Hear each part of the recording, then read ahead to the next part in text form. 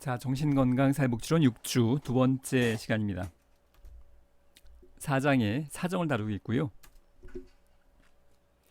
자, 이번 시간엔 여러분 교재 3번의 정신상태 검사를 다룰 텐데, 우리가 지난 시간에 다뤘던 내용과 이번 시간에 다루게 될 내용의 사이에 사정의 내용이라던가 또는 사정 모델은 생략하도록 하겠습니다. 정신상태 검사, 우리가 사정을 다루고 있어요. 사정을 하는 과정이 뭐냐면, 사정은 자료 수집이 선행되어야 합니다.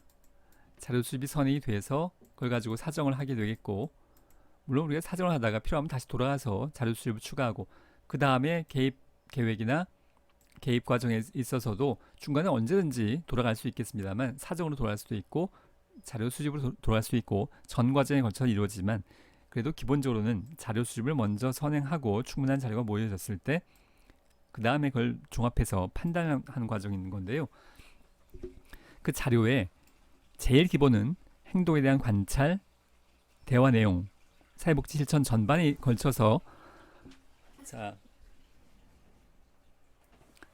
그런데 옆에서 물소리가 나서 잠깐만요.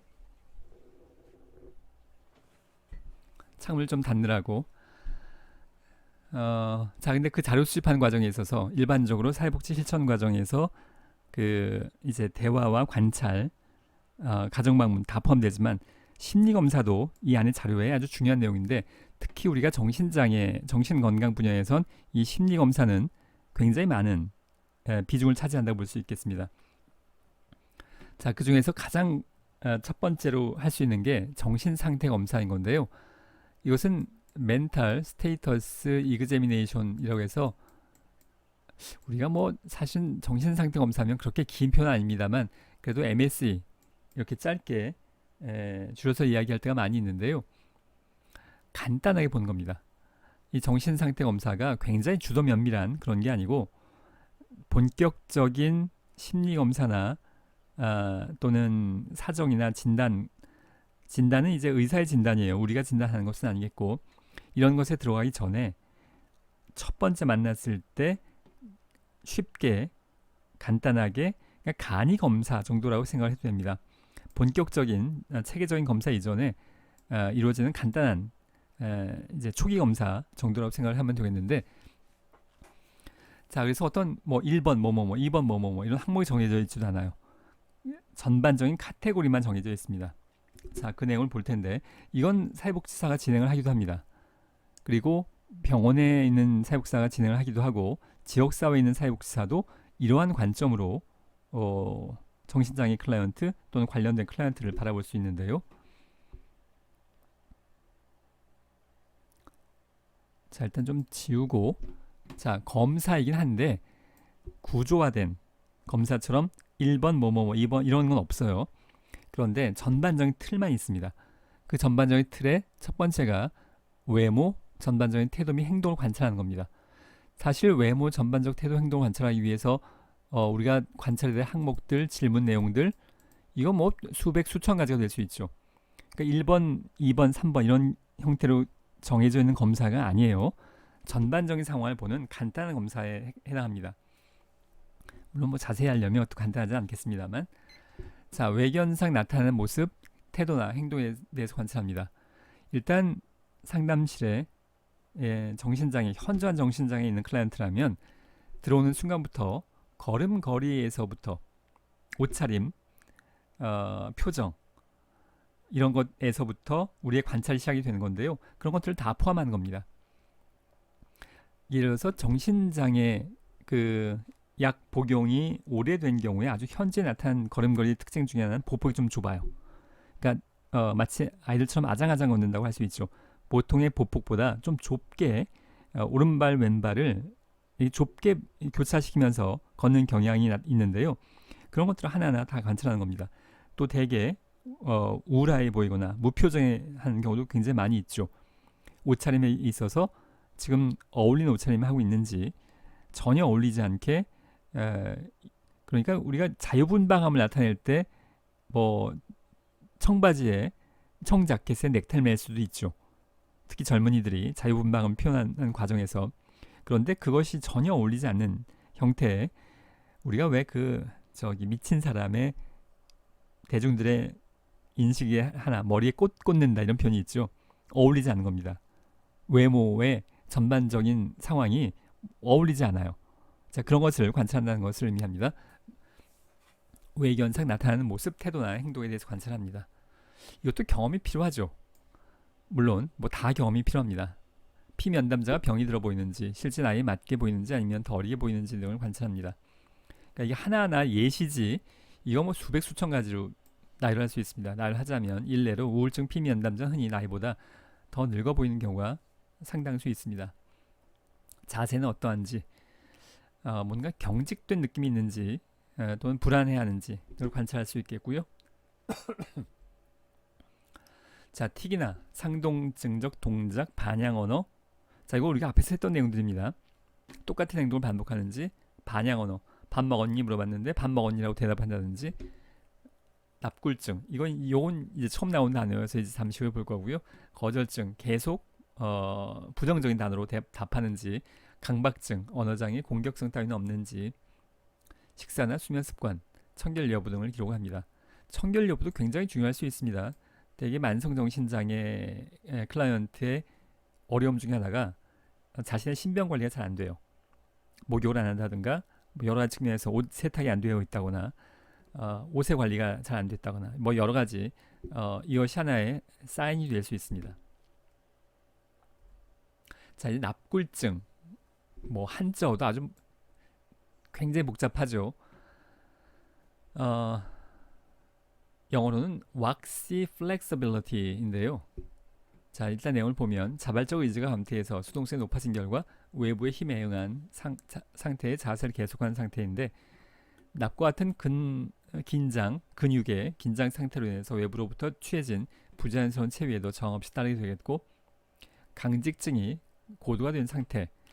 자, 이게 일단 설명이 이런데 이것만 가지고는 정확히 빠른 이해가 되기 쉽지 않죠.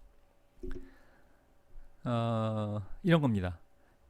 굉장히 불편해 보이는 자세인 건데요. 이걸 하루 종일 이렇게 하고 있어요. 잘 때도. 이분도 다리 이렇게 들어 올리고 있으면 이게 우리가 한 10분만 돼도 이거 힘들다고 할 텐데, 힘들다고 표현하지 않고 24시간 이러고 있는 겁니다. 이것이 아주 경직돼서 다른 사람이 이 다리를 내리려고 해도 잘 안 되는 경우도 있고, 다른 사람이 이건 내리고 이쪽 다리 올리고 외부의 힘에 의해서, 그러면 또 왼쪽 다리, 오른쪽 다리인가? 그렇죠, 오른쪽 다리죠. 어떤 사람이 이거 내리고 이쪽을 올렸어요. 그럼 또 그 자세로 계속 24시간 계속해서 지내는 겁니다. 이게 납굴증의 의미예요. 고정된 자세가, 굴은 구부러졌다는 뜻이거든요. 사람의 몸이 일직선은 아니죠. 어딘가 구부러져 있습니다. 그래서 구부러진 자세가 밀랍 인형처럼 딱딱하게 굳어져 있다라는 뜻이 납굴증의 의미예요. 본인이 힘들어하지 않습니다. 자, 납과 같은 근긴장 상태로 인해서 외부로부터 취해진, 맨 처음에 어땠는지가 뭐 명확하지 않을 수도 있습니다. 근데 부자연스러운 체위에도 저항 없이 따르고 고정된 상태로 계속, 당연히 우리가 클라이언트 만나는 순간 부자연스러움이 느껴지죠. 그걸 납굴증이라고 표현합니다. 물론 지금처럼 이렇게 현저한 상태가 아니라 아주 미묘하게 그 정도가 심하지 않을 경우엔 미묘한 측면이 있을 수 있죠. 자, 지금 정신상태 검사 MSE를 다루고 있고요. MSE라는 검사는 항목이 있는 것이 아니라 전반적인 범주로서 관찰하고 대화하는 겁니다. 이번에 사고의 진행인데요. 1번의 경우에 외모나 행동의 경우에는 사실 질문하지 않아도 그냥 관찰할 수 있는 거죠. 드러나니까 외모와 행동을 통해서. 근데 이제 2번 이후에 사고의 진행, 우리가 방금 좀 전에 앞선 시간에도 이야기했습니다만, 우리는 머릿속에서 무슨 일이 벌어지는지 말 안 하면 알 수가 없습니다. 행동 관찰할 수 있지만, 자, 그래서 2번 이후에는 대개 뭔가 질문을 필요로 해요. 이 사람의, 이 클라이언트의 생각이 어떻게 진행되고 있는지를 알려면 대화를 해봐야 됩니다. 물어보고 답하는 과정에서 판단하는 건데요. 말수가 많은지, 말을 하지 않는지, 말이 적은지, 뭐 같은 말인 것 같죠. 일단 교재에 있는 내용을 그대로 옮겼습니다만 스스로 얘기하는지, 질문을 받을 때만 이야기하는지, 주저하면서 말하는지, 천천히 말하는지, 빨리 말하는지, 요점 없이 줄거리가 없이 이야기하는지, 화제를 바꿔버리는지, 얘기 도중 갑자기 옆길로 나간다든지, 이상한 용어를 사용하면서 얘기를 한다든지, 신주어증이라는 게 있었죠. 없는 단어를 막 만들어요. 우원증. 우리가 앞에서 증상에서 대부분 했던 것들입니다. 정신장애 증상에서 우원증, 사고분열, 질의멸렬, 차단, 부조리한 진행 등 연상의 이완. 그러니까 뭔가 연결이 안 되는 겁니다. 밥 먹었니 하다가 뭐 학교 갔니 하다가 밥 먹었니 그런데 그거 맛있었니 이렇게 연상이 연결되어져야 되는데 연상의 이완, 뭔가 연결되지 않은 내용을 이야기하는 겁니다. 자, 앞에서 증상에서 다뤘던 내용들이에요. 예를 들자면 이런 것들을 파악하기 위해서 이런 질문이, 물론 이 질문도 1번, 2번, 3번 그런 구조화된 검사는 아닙니다. 수백 수천 가지 질문이 가능하겠지만 예를 들자면 지금 힘들거나 어려운 점은 없으신가요? 라고 질문함으로써 이런 측면들의 반응을 통해서 사고가, 지금 이 클라이언트의 생각이 어떻게 흘러가는지를 파악하고자 하는 겁니다. 사고의 흐름뿐만이 아니라 사고의 내용도 볼 필요가 있겠는데요. 피면담자, 클라이언트, 내담자 뭐 같은 말입니다. 자신에 대한 생각, 자기 자신을 어떻게 생각하고 있는지, 또는 주위 사람들이나 주위의 여러 가지 일에 대한 생각에 대해서 질문을 해야 되겠는데요. 자신이 특별히 주목받고 있다고 생각하는지, 특별히 사람들이 자기를 피하고 있다고 생각하는지, 존경하고 있다고 생각하는지, 자신의 과거 행동, 도덕성, 건강에 대해서 어떻게 평가하는지, 자신의 소유물이나 개인적 능력에 대해서 실제보다 크거나 높게 평가하고 있는지, 또는 피면담자가 몰입해 있는 주된 생각이 무엇인지 등에 대해서, 자, 맨 처음에 외모 행동은 질문이 필요 없을 수도 있지만 이번 이후는 뭔가 하여간 묻고 답하는 과정을 통해서 파악하는 거예요.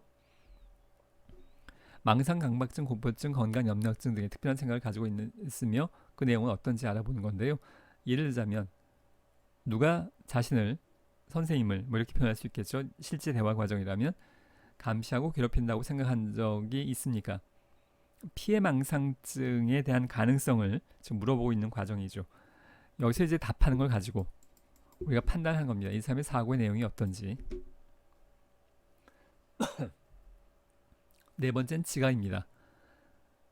환청, 환시 등의 환각에 대해서, 지각의 각은 외부 자극에 대해서 어떻게 감각하는지를 의미하는데 감각하는 걸 어떻게 해석하는지까지를 포함해서 지각이라고 하는 겁니다.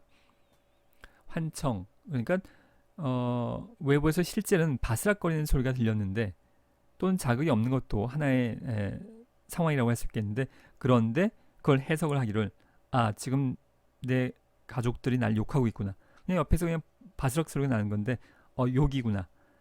외부의 자극을 감각으로, 청각으로 인식하는 과정에서 해석을 지금 뭔가 잘못하고 있는 거죠. 환각에 대해서 알아내는 것이 필요한데요. 피면담자가 무엇인가 잡음을 들은 적이 있는가, 사람의 목소리가 들리는지, 환각이 아니면 밤에 일어나는가, 낮에 일어나는지. 사실 뭐 이건 다른 증상 하나도 없이 밤낮이 바뀐 정도라면 이것은 뭐 큰 문제는 아니겠습니다만 그 내용은 어떠하면서 복잡성, 선명성은 어느 정도인가, 피면담자는 그것을 어떻게 받아들이는지, 어떤 상황에서 나타나는가 등을 묻게 되겠고요. 이런 질문이죠. 조용한 방에 계실 때 어떤 소리가 들린 적이 있습니까? 자, 그런데 여러분들이 이런 질문 통해서 이걸 뭐 단순하게 yes, no 라고 대답하지 않을 가능성이 높고요. 뭐 yes 한다면 더 추가적인 질문이 필요하겠고, 이게 과연 정말로 소리가 들리는 건지 내담자, 클라이언트, 피면담자의 진술만으로 정확히 알 수 있겠는가 라고 할 수 있겠는데요. 그거 아니면 알 수 있는 방법이 없습니다. 이 사람의 귀에 어떤 소리가 들리는지를 기계장치로, 혈압계로 혈압재듯이 그걸 만약에 기계로 찍어낼 수 있다면 이 사람의 청각에서 지금 들리는 현상을 기계장치로 확 찍어가지고 실제는 소리가 없는데 이 사람이 느끼는 청각이 기계장치로 막 그 컴퓨터 워딩이 돼서 프린터에서 뽑아져 나와요. 들리는 소리가. 그런 장치는 현재 우리한테 없습니다. 가까운 미래도 없을 것 같고, 여러분들이 20살 기준으로 했을 때 여러분의 이 실무에서 일하는 앞으로 한 3, 40년 간에도 없을 거라고 나는 생각합니다. 나는 뭐 물론 은퇴하기 전까지 얼마 이제 한 10년 뭐 5년 내지 10년 얼마 안 남았을 거라 그런 장치가 개발될 가능성은 전혀 없고요. 여러분들이 실무에서 여러분 노년까지 3, 40년 동안 해도 난 그럴 가능성이 없어 보입니다. 한 3, 400년 후에는 가능할지 몰라요. 근데 우리는 이런 기계 장치가 없습니다. 개인의 내면의 청각으로 느끼는 지각을 프린터로 찍어낼 수 있는 방법은 없어요. 그러니까 명확하지 않겠지만 물어보고 대답할 수밖에 없는 겁니다. 그리고 앞에서도 얘기했듯이 이걸 의도적으로 지어낼 수도 있고요. 있는데 없다고 할 수도 있고요. 그 가능성은 물론 감안을 해야 됩니다. 자, 5번째로 감정 반응입니다. 면담자의 자, 이게 오타가 있는 것 같은데요. 잠깐만요. 이 피면담자죠. 면담자는 사회복사입니다. 오타입니다. 피면담자의 감정 반응은 이미 전반적 행동, 말투, 행위에서 나타나고 있는데 피면담자에게 기분은 어떠한가를 물어보는 것도 필요할 수 있겠고, 물론 물어보고 답하는 것도 중요하지만 행동, 표정, 비언어적 측면에 대한 관찰로도 함께 병행될 필요가 있습니다. 감정의 변화가 쉬운지, 감정 변화의 요인은 무엇인지, 피면담자의 행동과 표정이 피면담자 자신이 수료하는 자신의 감정 상태와 일치하는지, 즐겁다고 이야기하는데 표정은 아주 무표정하거나 우울하거나, 또는 지나치게 과장되는지, 불충분한 표현이 있는지, 또는 지나치게 억제되고 있는지. 물론 이것이 어디가 지나치고 어디가 불충분한 거냐, 보통 사람들의 기준에 준하는 겁니다. 보통 사람들이 일반적인 대화 과정에서, 사회생활 과정에서 보이고 있는 것보다 현저히 과도하거나 또는 부족하거나를 의미하는 겁니다. 물론 그 경계선에 애매한 부분이 있다면 판단이 필요하겠고요. 자, 감정이 고양되어 있는지, 우울한지, 불안한지, 또는 감정 반응이 부적절한지, 불충분한지, 양가적인 감정인지를 기술합니다. 피면담자가 진술하는 내용에 따라서 감정의 반응을 기록할 수 있겠는데요. 이런 질문들이 필요할 수 있겠습니다. 현재 기분은 어떠한지, 또 지난 며칠 동안 기분의 변화가 어땠는지요.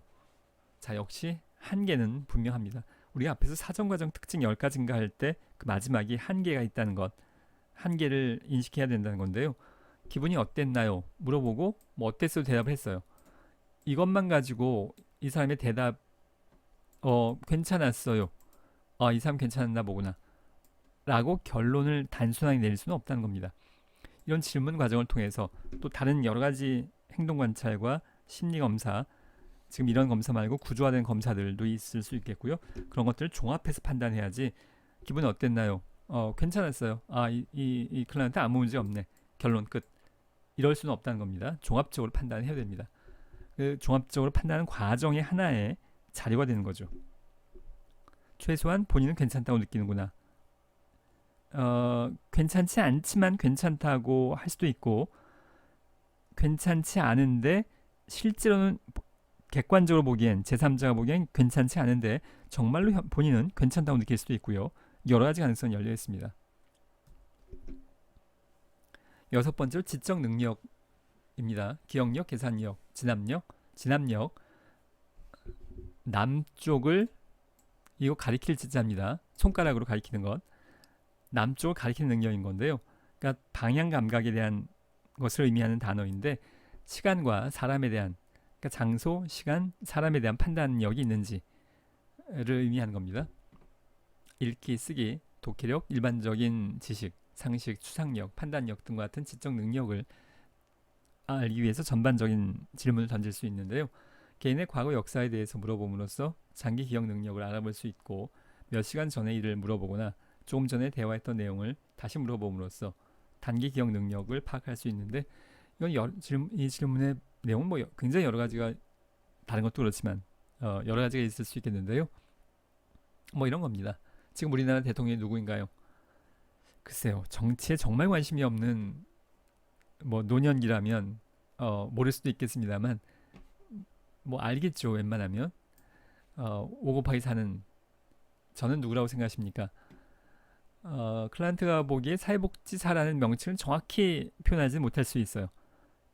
사회복지사입니다. 이러면 정답에 해당이 되겠지만 뭐 의사 선생님이요. 이 정도도 뭐 틀린 내용은 아니라고 할 수 있죠. 근데 뭐 현저하게 뭐 엄마라거나 이런 대답이 나오면 이건 뭐 문제가 있겠죠.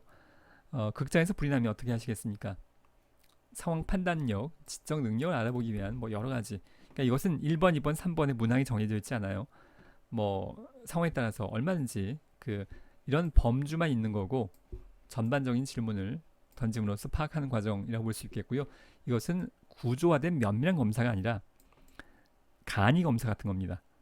그래서 여기에서 판단을 통해서 지금 여기 저는 누구라고 생각하십니까? 엄마요. 이렇게 대답했어요. 사회복지사에게. 그러면 그러니까 이제 앞으로 어떤 구조화된 심리검사, 어떤 사정, 계획 이런 것들을 진행하기 위한 기초적인 반응이라고 보면 됩니다. 7번째 의식입니다. 의식에 장애가 있는 경우에는 대부분 기질성 뇌장애, 그러니까 물리적인 뇌에 손상이 있다는 것을 의미하는 건데요. 뇌 경색이 있다거나 뇌출혈이 있다거나 뇌 손상이 있다거나 외부의 충격으로 교통사고 내 머리에 충격을 받았다거나 이런 것을 기질성이라고 표현을 해요. 자, 의식 혼탁은 주변 파악 능력이 전반적으로 감소되어 있는 상태이고 외부의 자극에 집중할 수 없고 목표를 향한 일관성 있는 사고나 생각이나 행동을 할 수 없는 상태라고 볼 수 있겠는데요. 자, 우리가 의식불명, 혼수 상태, 그것과 반대로 의식이 있는지, 그리고 이게 또 역시 이분법적으로 의식이 있다 없다, 중간에 의식이 불분명하다, 그것을 의식 혼탁이라고 이야기하는 겁니다. 의식 상태의 변화 시 진압력 장애가 흔히 동반되지만 앞에서 설명한 진압력 장애가 있다고 반드시 의식 장애 있는 것은 아니라고 할 수 있겠고요. 의식의 정도를 표현하는 용어로는 혼탁, 몽롱, 혼미, 혼수, 기면, 명료, 둔주 등이 있는데, 자, 역시 이제 또 평소에 안 나오던 일상생활에선 전혀 쓰이지 않는, 난 일상생활에서 이런 단어는 본 적이 전혀 없어요. 둔주에 대해서 좀 설명을 합시다. 혼미나 혼수, 몽롱 이런 단어는 쓰이잖아요. 근데 둔주라는 용어가 이제 정신장애 DSM-5에 의하면 해리장애에 속합니다. 해리장애라는 게 뭐냐면 유명 가수 이름 같기도 하지만 해리, 분리가 됐다는 뜻입니다. 정신 기능이 통합되어있지 않고 쪼개졌다는 얘기예요. 그래서 해리성 둔주는 뭐냐면, 그래서 둔주라는 단어가 영어로는 fog, 발음도 복잡한데요. 배회를 특징으로 하는, 그러니까 사실 배회라고 생각하면 됩니다. 배회. 딱 한 단어로만 기억하면 둔주는 배회예요. 배회를 특징으로 하는 일시적 기억 상실증입니다. 둔주라는 한자를 보면 스물둔자에 뒷걸음질 칠준 또는 달릴 줄에 해당하는 단어입니다. 이 둔주가 이 말을 합해보면 의식으로부터, 지금 의식에 대한 어떤 어려움을 이야기하는 거예요. 기억상실, 의식이 없는 상태인 겁니다. 의식으로부터 뒷걸음질쳐 달아남이라고 표현될 수 있어요. 이 한자를 굳이 이제 풀어서 설명을 하자면, 그러니까 기억상실 상태에서 배회하는 것, 이렇게 보면 되겠는데, 집이나 평소의 활동 장소에서 벗어나서 갑자기 예기치 않은 여행을 하거나 자신의 과거를 회상하지 못합니다. 전형적으로 이 해리성 둔주에 해당하는 정신장애 클라이언트의 특징은 예를 들자면 갑자기 어딘가 여행을 가는 거예요. 의식 상태가 아닌데 비행기 예약하고 대금 지불하고 공항에 가고 이거 다 몰라요. 기억 못해요. 근데 어느 날 갑자기 정신 돌아와 보니까 의식이 명료해지고 보니까 자신이 프랑스 파리에 있는 공항에 와 있습니다. 근데 왜 와 있는지 몰라요. 그 과정을 기억하지 못하는 겁니다. 내가 여기 왜 와 있지? 이 상황이 해리성 둔주 같은 상황인 겁니다. 그리고 파리에 비행기 타고 갔다 왔어요. 갔다 온 걸 기억을 못해요. 그러니까 분명히 하루 이틀 동안에 갔다 왔을 텐데 그 과정을 기억 못하고 남들이 너 그 사이에 어디 갔다 왔다면서, 내지는 가족들은 알 수 있겠죠. 근데 정작 본인은 그 배회 과정을 기억하지 못하는 겁니다. 배회를 특징으로 하는 일시적 기억 상실이에요. 그 기억 상실 동안에 어딘가 왔다 갔다 하는 겁니다. 그걸 둔주라고 표현을 해요. 해력성 둔주 동안 개인의 정체감에 대한 혼돈이 일어나거나 새로운 정체감이 형성되기도 하는데, 이틀 동안에 프랑스 파리에 갔다 왔는데 그 이틀 동안은 딴 사람처럼의 정체감이 형성되기도 합니다. 물론 이 정체감이 항상 나타나는 게 아니라 평소에는 보통 자신이었다가 어떤 특정한 상황이 되면 그 파리의 1박 2일 동안의 정체성이 또 갑자기 나타난다거나 혼란스러운 이중인격 같은 상황이 벌어지는 것, 이인증 같은 상황이 벌어지는 것이 이 해리성 둔주의 특징입니다. 자, 둔주, 배회를 하는데 기억을 못하는 것, 이렇게 기억하면 됩니다. 자, 8번째로 병식입니다. 병을 알고 있나? 그 얘기인데요. 이는 자신이 얼마나 병들어 있다는 것을 아는지, 자신의 병의 종류를 인식하는지, 치료받을 이유를 아는지, 발병에 대한 정신역동학적 의미를 이해하고 있는지 등인데요. 이런 질문들이 필요할 겁니다. 당신의 병이 무엇이라고 생각하십니까? 이미 진단을 받은 경우라면 더더욱 여기에 대해서 진단을 받았는데 본인은 어떻게 생각하는지, 당신의 삶에 있어서 어떤 부분이 향상될 필요가 있다고 생각하는지, 이런 것들의 질문을 통해서 자신의 병에 대해서 얼마큼 인식하고 있는지를 알아보는 것, 병식이라고 하고요.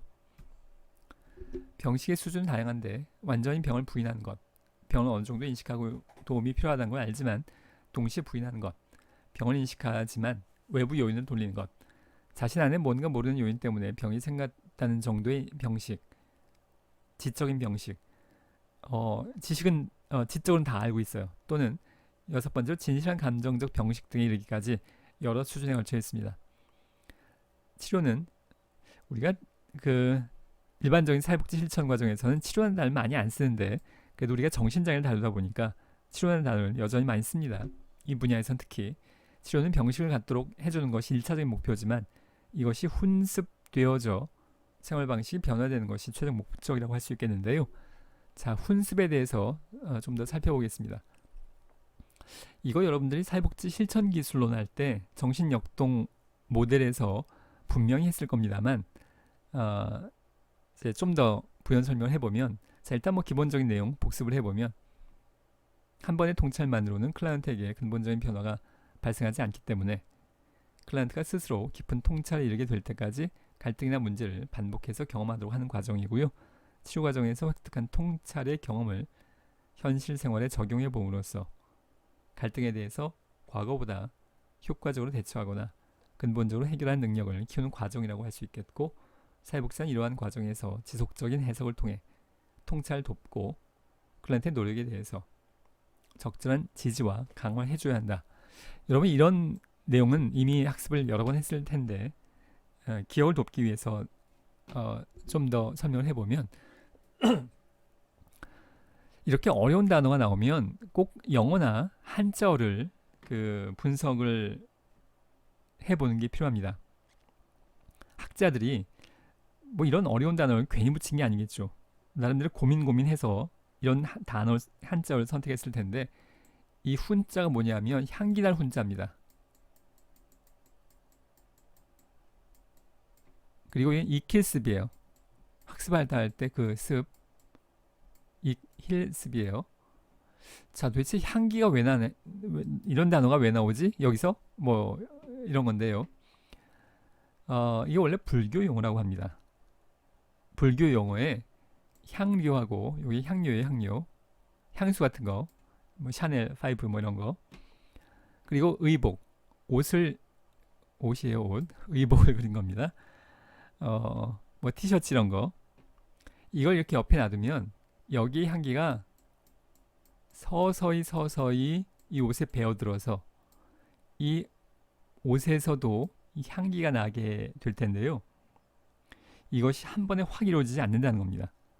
서서히 굉장히 오랜 시간이 걸리겠죠. 한 번에 계속 향기가 여기에 배어들 때까지 굉장히 오랜 시간이 걸리게 될 텐데, 우리가 학습을 한다는 것도 마치 이런 거라는 겁니다. 벼락치기 안 된다는 얘기입니다. 벼락치기 중간고사 직전에 하고 시험 보고 나면 다 까먹고가 아니라, 그것이 나의 지식으로 습득이 되려면 향기가 의복에 배어들듯이 서서히 오랜 시간 반복이 되어야, 그래야 내게 된다는 겁니다. 그런데 이게 원래 불교 용어라고 해요.